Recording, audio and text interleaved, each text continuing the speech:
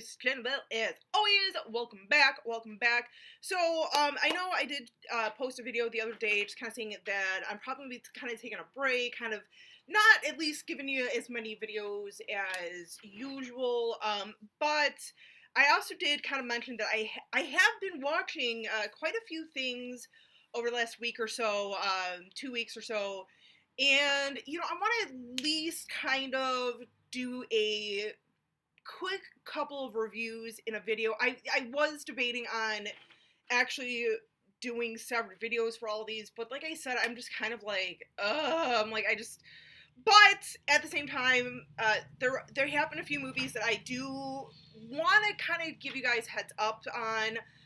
One of which I know a lot of you have seen before, are aware about, basically, but I watched it again last night. I was like, you know what? I'll kind of mention it, give my couple of quick little thoughts. And eventually, I probably will at some point give proper reviews to all these movies. But for right now, like I said, I want to kind of give you guys heads up on what I've been watching, because I've been watching some interesting stuff. I have, and also real quick. I just want to thank everyone once again. Just for all your support and everything, and just being very understanding about this. Don't worry, I'm not going to go away forever. I'm not. Just bear with me. All of you guys are sounding like you're going to be really patient with me, so thank you. But anyway, let's crack into this real quick. So a couple of things. Let's start off with some horror pack stuff and a non-horror pack movie.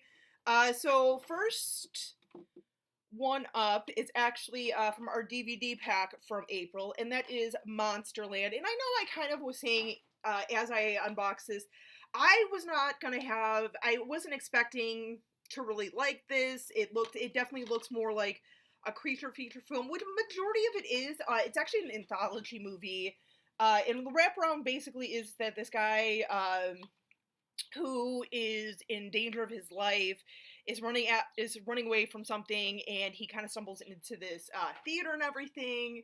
And sorry, I looking out my window right now. My sister's walking my dog. Thank God, because I'm tired of walking my damn dog all the time. Anyway, sidetracked. But yeah, basically it's an anthology movie, and this guy stumbles into theater and is watching these stories.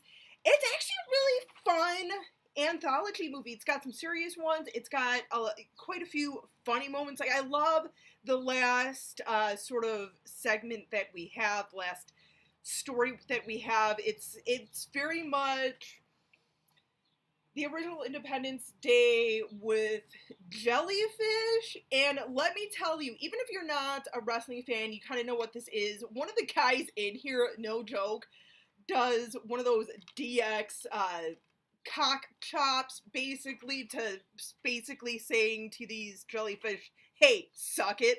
That's pretty awesome. And then there's also one in here about a family who just had a baby, and the wife got a job opportunity. Only catch is that she's got to literally start work right after the baby is born, and she's all concerned that, oh my god, how am I going to feed the baby and everything.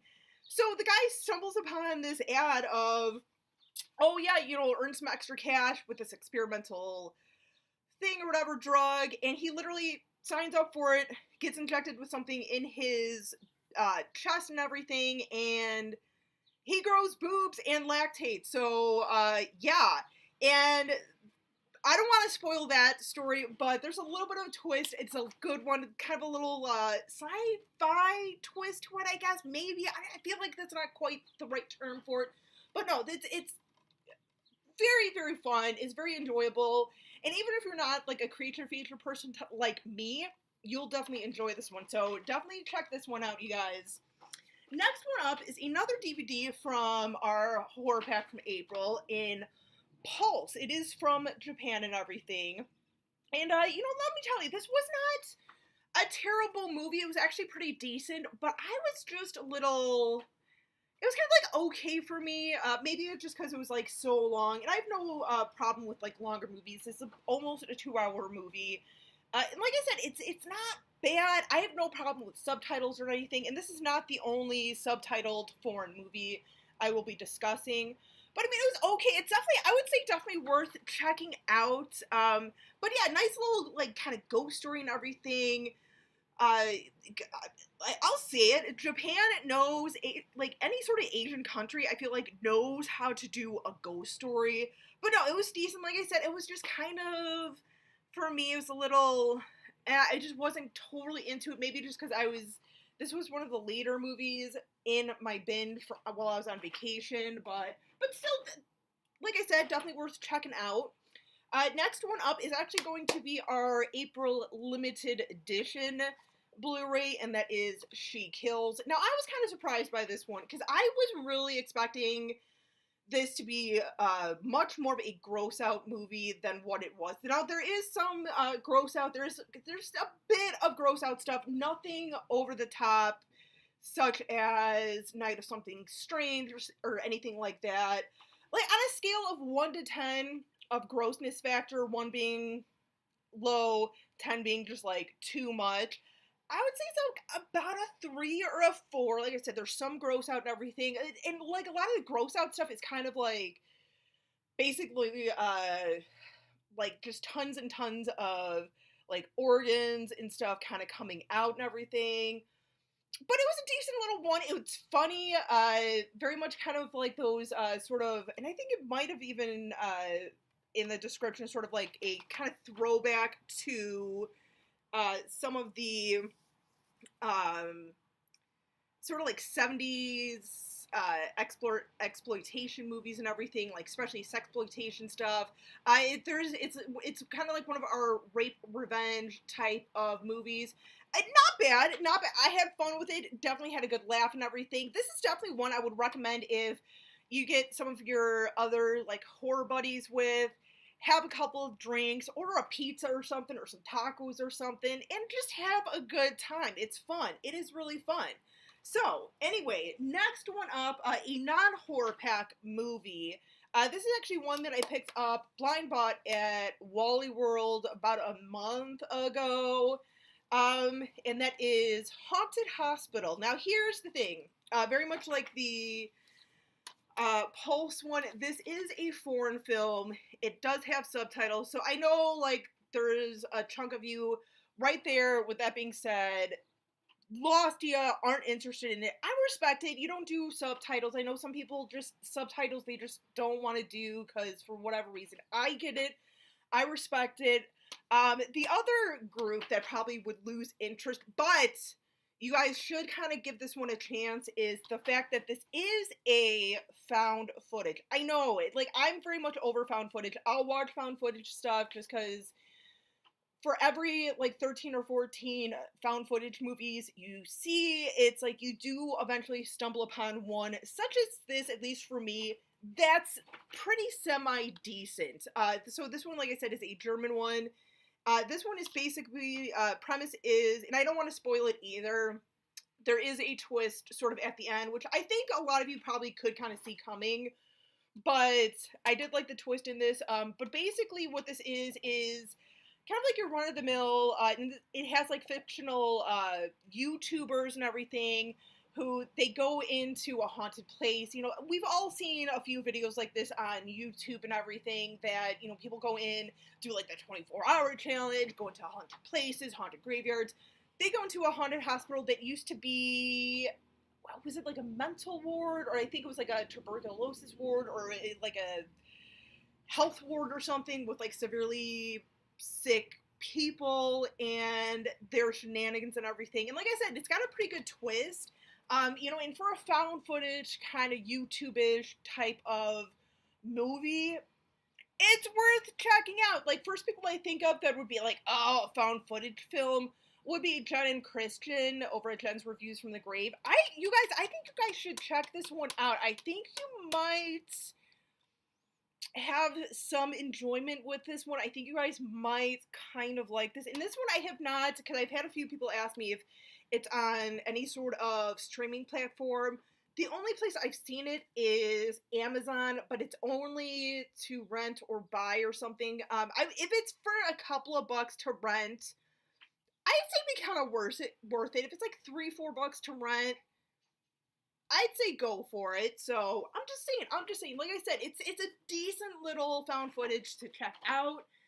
Next couple that I want to talk about are from actually Amazon Prime themselves. First one up is actually not a horror movie. It was actually a 1988 made-for-TV movie called David.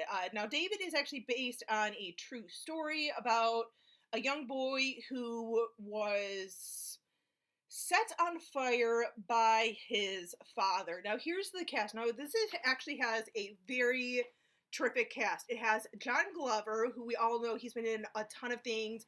Gremlins 2, he's been in an episode of Tales from the Crypt. He tons and tons of stuff. Like, terrific actor. He does a great job in this one, and you will hate him in this. Like, he always plays such a great villain, because it's like, he'll play a villain no matter what villain it is, and you just hate him. We also have Dan Lauria, who most of you will know him. Once again, I know he's in a ton of stuff, but most of you will most notably know him from The Wonder Years as the father in there. Great actor. I love Dan Lauria. He's very handsome, very talented man. And last but not least, playing David's mother is Bernadette Peters, another actress who's been in a slew of things. Probably, once again, if you're trying to think of, like, who is this, most notably, at least for me, usually whenever I hear her name, it's Annie. She plays Rooster's love interest, con artist girlfriend. It's a terrific little movie. And it will get you. You know, it'll give you some of that, like, range of emotions of rage, of wanting to cry and everything. Just a decent little, you know, like I said, decent little made-for-TV movie. Not, you know, and for what a made-for-TV movie is, like, not bad. It's not anything, like, so horrible that, you know, like, not found footage, like, made-for-TV movies can be. But it's actually one of the better ones. We all know that, you know, some made-for-TV movies actually aren't too bad. I mean, perfect examples, the original It mini TV series to Night of the Scarecrow, you know, very much beloved among the community and everything. And last but not least, the one that I was kind of mentioning at the beginning of the video that I know pretty much we've all have seen, but I just rewatched it for the first time in many, many years. And what I mean by many, many years is I literally haven't watched this movie since I was probably like 13. So we're talking like 22 years. I'm just saying. And that is Return of the Living Dead Part 3. Also on Amazon Prime. Now, let me tell you, yeah, bad acting, some pretty bad acting at times. But honestly, to tell you the truth, I give this one a lot of credit, especially considering after Part 2 of Return of the Living Dead, where it's pretty much the same movie, just, oh, hey, instead of being in a crematorium or whatever, we're just going to have them running around the town and whatnot. This one actually, I feel, was a little bit smarter. It definitely, I give it a lot of credit for trying to sort of move the story along and everything. And plus, too, I like that, you know, it doesn't have as many zombies in it, at least not up until maybe the last act, the last end of the third act or whatever, but it's decent. Like, you know, I feel like it was a little bit more of an attempt to be a bit more of a mature sequel, giving it, like I said, giving the story a little bit more of a growth and everything, not to do like what Part 2 did, like I said, of pretty much doing the same movie as the first, just different setting. Plus, too, I've never really noticed this before, and I'm sure people probably have brought this up or made a connection. I mean, because, like, I know, like, the first two, very much so, where basically a lot of it is, okay, well, Night of the Living Dead really happened. It's a, you know, a metaphor for, you know, like the chemical war and everything, chemical warfare and everything. This one, I feel like it's a different sort of,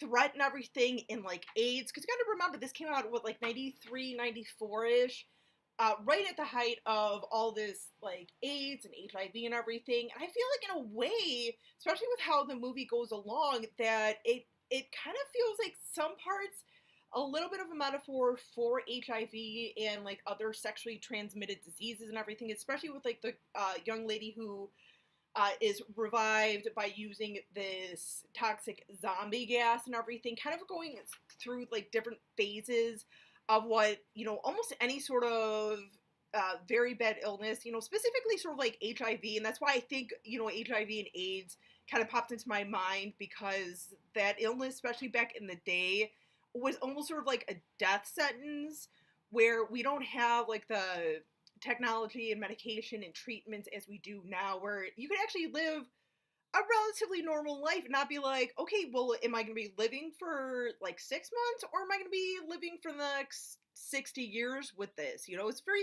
questionable and everything.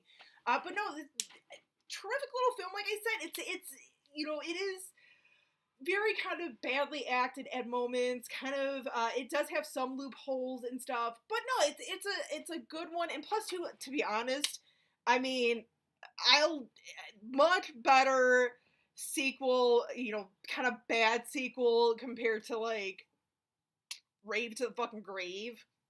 But no, I mean, decent little one. But yeah, those are kind of some of the movies that I've been watching and everything. Like I said, hopefully one of these days I will get a proper review to all of these movies, but wanted to give you guys kind of a heads up on some of the movies that I have been watching. Let me know in the comments what you guys think of some of these movies, if you've seen them. Till next time, as always, stay creepy, classy, and a little bit sassy.